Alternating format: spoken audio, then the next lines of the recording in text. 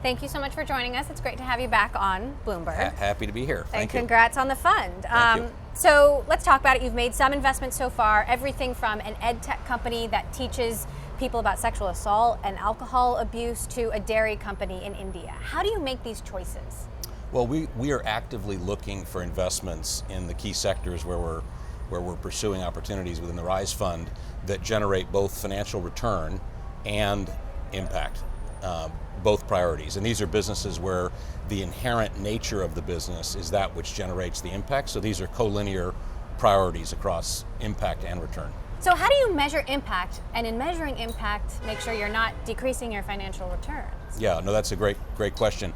We spent a year and a half when we started this fund, when Bono, Jeff Skoll, and I started the Rise Fund. We spent a year and a half working with Bridgespan as a partner to understand whether we could actually measure impact.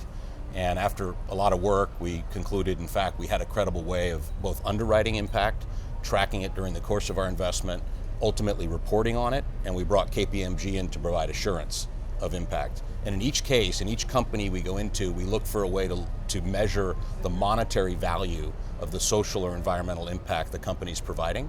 And we do that in parallel with the investment return underwriting that we would traditionally do. So at the end of the day, we're first and foremost making sure these are good investments, but also, secondly, ensuring that these companies are going to deliver a real, measurable outcome. Tell me a bit of the story. What attracted someone like Bono to this, or Jeff Skoll of eBay?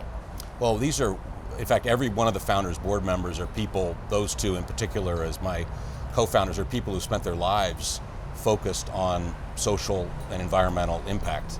Jeff Skoll with his efforts at Participant, he has his own impact fund that he was one of the original pioneers in launching, Capricorn. So he's been a long-term leader in this field. Bono, with all of his work across Africa, first began investing about a decade ago when Mo Ibrahim, who's also on the founders board, encouraged him, if you're really serious about development, you have to invest to create scale. There are 15 million jobs needed this year in Africa, and there are 15 million jobs needed next year and the year after, just based on the demographics.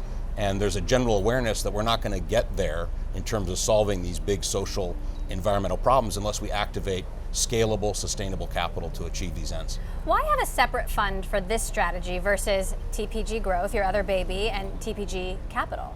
So TPG Growth is the investing firm that's driving this. Our belief was, in order to accomplish the impact priorities, we needed to add a incremental group of talent necessary to do the work around impact and to drive the sector themes.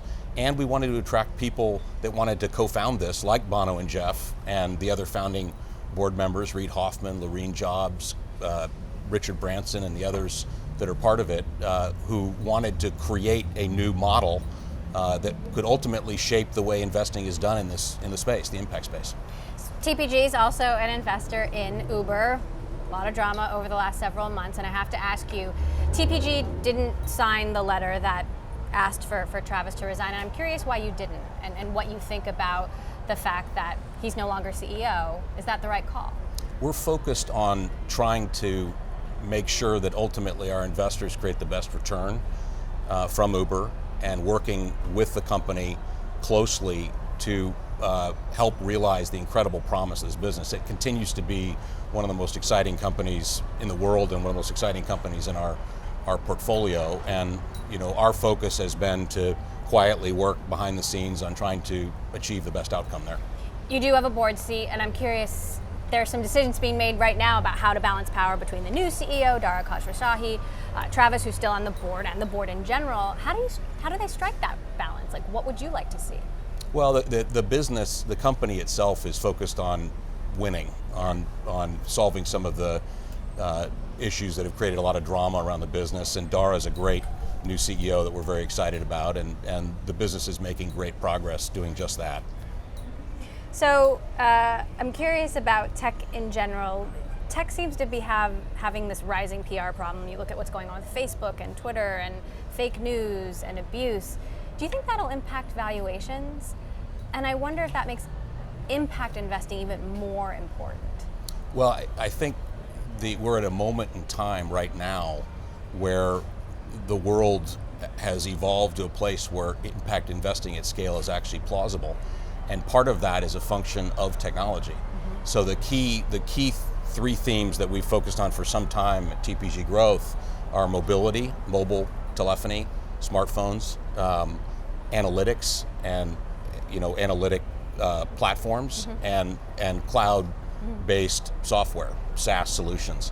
Those three enable amplification of impact in a way that's extraordinary. If you think of half the world's population has no bank account, no kind of financial engagement at all.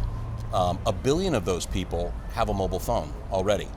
So the opportunity, 1 billion of the unbanked already have the opportunity to deliver healthcare, IT, education, mobile payments, credit, as a result of what's happening is extraordinary. Our investment in Dharma, which is an analytics platform that's working with the International Rescue Committee, the World Health Organization, Doctors Without Borders, is specifically plausible because they have an horizontal analytics platform that can work in a mobile environment. So they pioneered this while working on Ebola in Africa, for example. So the great promise is technology. If you think of renewable energy, that's all technology driven at the end of the day. Storage technology, smart grid, Internet of Things, C3 IoT, our investment with Tom Siebel, is another example of a business that is creating efficiency that's extraordinary, that would not have been plausible. So I think while there's a lot of noise around technology and the disintermediation, dislocation that's taking place in our society, it's all the more imperative that we address technology investments in a way that's contributive. Bono was quoted as saying, it's not that capitalism is immoral, it's that capitalism is amoral, an untethered beast that needs to be directed. And we want to do our part in help directing it and demonstrating the fact that these priorities of impact and return are absolutely not at odds. They are collinear, they're additive to each other. Do you think valuations or tech market caps will be impacted by all of this bad publicity that we're seeing? I don't know. I'm not an expert on public market valuations. I think more micro than I do macro. I'm most excited about the amazing entrepreneurs that keep showing up. Millennials have a deep, genuine, authentic passion about changing the world today. This is not the model of yesteryear where people would try to go make money and then do good. This is a world now where millennials want to deliver progress. Today I had the honor of judging an impact contest in Faneuil Hall yesterday in Boston. 3 great entrepreneurs, one from Ghana, one from Bangladesh, one from India, presenting their businesses. And the guy who won, who's a Bangladeshi, educated here in the US at Hopkins, goes back to Bangladesh to solve the problem of arsenic poisoning that's causing cancer in 200 million people in the world, something I'd never even heard about, by creating a proprietary water filter solution that's a remarkable, scalable business. This is the kind of thing that gives me great hope. Now, we'll go through gyrations on market valuations of tech for sure. It certainly, I think more importantly over the long term is the role technology plays in society, and technology needs to be part of the good change, needs to be part of the positive impact, which is what we're focused on. Mark Zuckerberg has his own brand of this with the Chang Zuckerberg initiative, and I'm curious how what you're doing differentiates from that. A lot of these folks say they're changing the world, but are they really, and how do you measure that? Well, we're standing on the shoulders of giants, to be blunt. This is not new. The whole area of impact has been going on for a decade, longer. Foundations, government efforts, private capital, impact funds that have done remarkable good. And it's going to take all of that and some. If you think of what groups like Chang and Mark are doing, it's remarkable and important. Ideally, we can be supportive of what they're doing and work with them in partnership. What we've done in creating a rigorous way of underwriting the impact and ultimately measuring it is critical to ultimately providing the scale dollars needed to solve these problems. All the philanthropies in the world add up to a small percentage of what's needed in the first year of the capital required to meet the UN Sustainable Development Goals. So we're not going to get there with just philanthropy. We need large-scale investment capital. We need corporate balance sheets focused on this. And unless they have a way of measuring what's being accomplished, it's never going to happen. Unless it's done with credible investors who are world-class at this, who can bring business building skills, capital markets capability. Again, it's not going to happen. And this is a moment in time where we all need to band together and work together to achieve these outcomes. So what they're doing is remarkable, and hopefully and by the way, the other founders board member, Laureen Jobs with Emerson Collective, our first deal, EverFi, we co-invested. So this is not competitive, it's additive. How do you do it? How do you do both of these things, TPG Growth and the Rise Fund? How are you dividing your time? Well, it's totally additive. If you think about it, this is a $2 billion fund that we're investing within the growth team. We've added great leadership talent that was attracted to us in part because of the Rise Fund.